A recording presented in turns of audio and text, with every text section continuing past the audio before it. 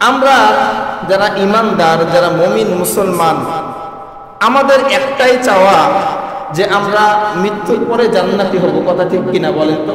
আমরা কি চাই? যে আল্লাহ দুনিয়াটা যেভাবে যায় যাক না, মৃত্যুর পরে যেন আমার মৃত্যুর পরবর্তী জীবনটা যেন ভালো হয়, আমি জান্নাতি হই। এই তো আশা নাকি? এই যদি আপনার আমার আশা হয়ে থাকে তাহলে নবীজির একটি হাদিস আজকে শুনেন এবং আমল করবেন। নবী করিম সাল্লাল্লাহু আলাইহি ওয়াসাল্লাম চারটি কাজের মাধ্যমে মানুষদেরকে জান্নাতের গ্যারান্টি দিচ্ছেন। এই হাদিসটি বর্ণিত হয়েছে ইবনে মাজাহ 3271 নম্বর হাদিস। নবী করিম সাল্লাল্লাহু আলাইহি ওয়াসাল্লাম মক্কা থেকে যখন মদিনায় হিজরত করলেন, মক্কা থেকে মদিনায় সবেমাত্র হিজরত করে গিয়েছেন। এই সময় একজন সাহাবী ইবনে সালামা রাদিয়াল্লাহু তাআলা আনহু, উনি সেই সময় ইহুদিদের পণ্ডিত ছিলেন, ইহুদিদের আলেম ছিলেন, পরবর্তীতে ইসলাম গ্রহণ করে নবীর সাহাবী হয়েছিলেন।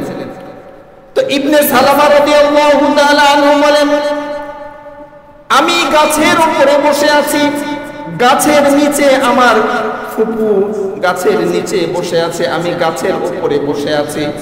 এই সময় আমার কানে আওয়াজ আসলো, নবী মুহাম্মদুর রাসূলুল্লাহ সাল্লাল্লাহু আলাইহি ওয়াসাল্লাম মক্কা থেকে হিজরত করে মদিনায় এসেছে।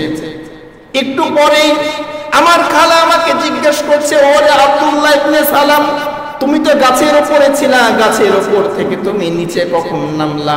আব্দুল্লাহ ইবনে সালাম বলে, ফুপু আমি তো জানি না, আমি জানি গাছের উপরেই ছিলাম, গাছ থেকে নিচে কখন নেমেছি আমি জানি না। ওনার ফুপু বলেন, তুমি গাছ বেয়ে গাছে উঠেছিলে, কিন্তু নামার সময় বেয়ে নামো নাই, লাফ দিয়ে উপর থেকে নিচে নেমেছো। আব্দুল্লাহ ইবনে সালাম বলেন, ফুপু আমার মনে খুবই আশা ছিল, আমি জানি তাওরাত জাবুর ইনজিল কিতাবে দেখেছি, আমি ওখানে পেয়েছি মক্কা থেকে নবী হিজরত করে মদিনায় আসবে। অনেক দিনের আশা, অনেক দিনের বাসনা, নবীজি যখন মক্কা থেকে হিজরত করে মদিনায় আসবে, আমি নবীর সঙ্গে দেখা করব, তার হাতে আমি ইসলাম গ্রহণ করব। এই খুশিতে গাছ থেকে লাফ দিয়ে নেমেছি না গাছ বেয়ে নেমেছি এটা আমার মনে নাই, খেয়াল নাই। মানে খুশিতে সে গাছ থেকে যে লাফ দিয়েছে না গাছ বেয়ে নেমেছে এই জ্ঞান নাই।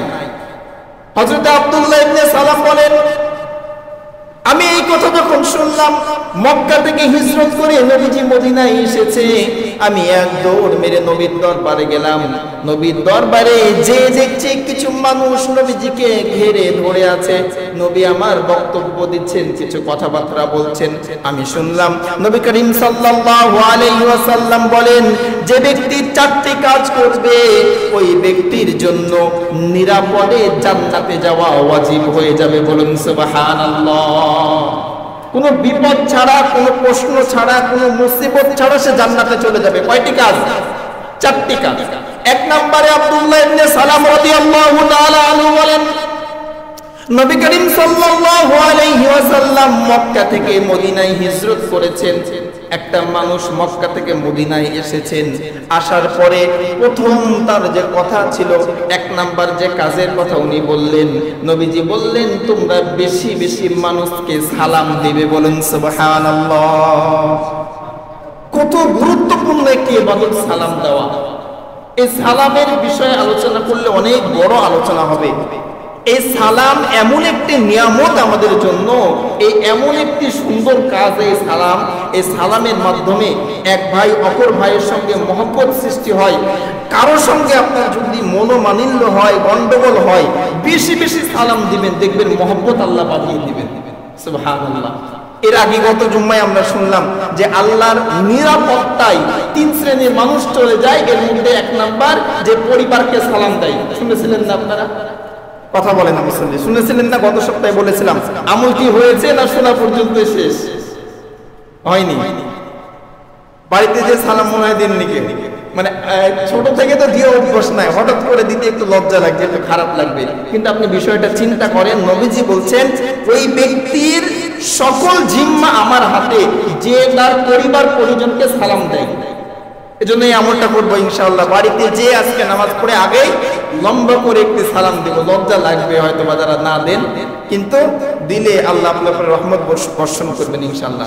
তাহলে আব্দুল্লাহ ইবনে সালাম রাদিয়াল্লাহু তাআলা আনহু বললেন, চারটি কাজের কথা নবীজি বললেন। এর মধ্যে এক নাম্বার যে তোমরা কি করবা? সালাম দিবা। দুই নাম্বার নবী করিম সাল্লাল্লাহু আলাইহি ওয়াসাল্লাম বলেন, তোমরা মানুষকে খাবার খাওয়াবা। কি করবা? মানুষকে খাবার খাওয়াবা। এই মানুষকে খাওয়ানো এটা অনেক বড় কাজ। মানুষ যখন জাহান্নামে যাবে, জাহান্নামের ফেরেশতারা ওই মানুষদেরকে জিজ্ঞাসা করবে যে জাহান্নামে কেন এসেছো? এই জাহান্নাম তো খুব কষ্টের জায়গা, আযাবের জায়গা, এই জাহান্নামে কেন এসেছো? ওই জাহান্নামীরা বলবে, মা সালাকাকুম ফি সাকার? ক্বালু লাম নাকু মিনাল মুসাল্লিনা ওয়া লাম নাকু নুতঈমুল মিসকিন। ওই জাহান্নামীরা জাহান্নামের ফেরেশতাকে বলবে, জাহান্নামে আসার কারণ আমাদের, আমরা ক্বালু লাম নাকু মিনাল মুসাল্লিন, নামাজি ছিলাম না, ওয়া লাম নাকু নুতঈমুল মিসকিন, যারা মিসকিন ছিল, অসহায় ছিল, গরীব ছিল, তাদেরকে আমরা খেতে দিতাম না, তাদেরকে খাবার দিতাম না। এইভাবে কয়েকটি খারাপ অভ্যাসের কথা জাহান্নামীরা বলতে থাকবে। তাহলে জাহান্নামে যাওয়ার উল্লেখযোগ্য আরেকটি কারণ আমরা পেলাম যে মানুষকে না খেতে দেওয়া, অসহায় গরীব মিসকিন যারা আছে তাদেরকে আহারের ব্যবস্থা করা। এটা যে কোনো ভাবে হতে পারে, দানের মাধ্যমে হতে পারে, বাড়িতে ডেকে খাওয়ানো হতে পারে, যে কোনো ভাবে হতে পারে। তাহলে দুই নম্বরে আব্দুল্লাহ ইবনে সালাম রাদিয়াল্লাহু তাআলা আনহু বললেন যে মানুষকে খাওয়ানো। নবী করিম সাল্লাল্লাহু আলাইহি ওয়াসাল্লাম জান্নাতে যাওয়ার জন্য 3 নাম্বার যে সত্যটি দিয়েছিলেন, এই সত্য হলো নবীজি বলেন তোমরা আত্মীয়তার সম্পর্ক বজায় রাখবে। আত্মীয়তার সম্পর্ক বজায় রাখবে। 3 নম্বরে নবীজি বলেন তোমরা রাত্রি বেলায়, গভীর রাতে ঘুম থেকে উঠে কিছু সময় তাহাজ্জুদের নামাজে তোমাদের সময়টা অতিবাহিত করবে, কিছু সময় তাহাজ্জুদের নামাজ আদায় করবে। এই 4টি কাজ যে ব্যক্তি করতে পারবে, নবীজি বলছেন নিরাপত্তার সহিত ওই ব্যক্তি জান্নাতে প্রবেশ করবে। বলেন সুবহানাল্লাহ।